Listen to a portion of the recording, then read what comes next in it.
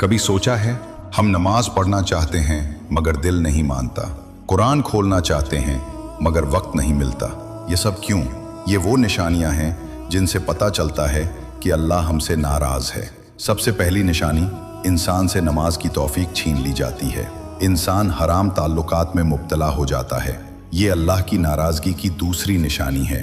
तीसरी निशानी, दिल को बुरे दोस्तों की सोबत अच्छी लगने लगती है और नेक लोग बुरे लगते हैं।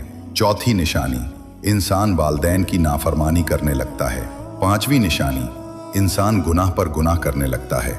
छठी निशानी, जब इंसान फजूल कामों में वक्त गुजारने लगे और इबादत के लिए वक्त न बचे। जब कुरान की तिलावत छूट जाए और अल्लाह से राब्ता टूट जाए तो ये सातवीं निशानी है।